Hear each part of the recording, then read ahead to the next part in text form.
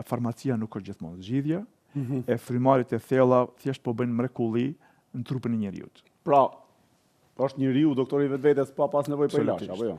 Absolutisht. Sugjeron për të marrë ilaçe njerëzit apo nuk sugjeron? Jo. Nuk sugjeron. Jo, sepse nëse shikojmë statistikat, do të kuptojmë se farmacia asnjëherë s'ka qenë më e zhvilluar se që është sot, po në anën tjetër asnjëherë nuk ka pas më shumë smundje në botë. Pra, diçka nuk po shkon këtu. Dhe nëse i shikoni, dhe tash nuk dua që bien qa farmacistëve, se zakonisht marrë edhe kritika nga farmacistët. Absolutisht. Po nëse i shikoni ato udhëzimet pra për përdorimin e banave, gjithmonë do ta shihni se ka efekte anësore. Dhe çfarë bëjnë banat në trup? Banat e mpin trurin. E mpin. Dhe në momentin që truri çpihet, çfarë duhet bëjmë? Të marrim më shumë bana. A është zgjidhja kjo? Nuk është zgjidhje. Pra problemi nuk po zgjidhet, thjesht po prolongohet, po shtyhet për më vonë.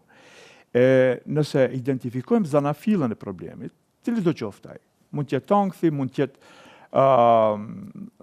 dhimbje tjera, domethënë smundjet, sepse të gjitha një zanafillë kanë. Stresin, pra këtë energji të ndrydhur brenda nesh. Nëse nuk merremi shumë me simptomat, po merremi me zanafillën e këtyre simptomave, atëherë edhe trajtimi është shumë më i suksesshëm, por edhe parandalojmë që ato gjëra mos ndodhen më në të ardhmen.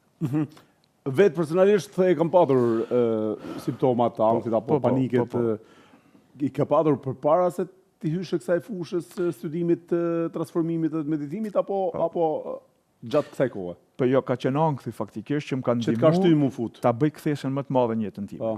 Sepse edhe unë kam qenë gazetar, jam marrë me biznese ndryshme në Evropë, por kur fillova të ballafaqohem me ankth, nuk e kuptoja veten se çfarë po ndodh, edhe as mjeku madje, domethënë thjesht nuk e dinin se çfarë po ndodh me mua. Edhe asnjëherë s'kam qenë i thtar i banave, aty fillova ta kërkoj një terapist.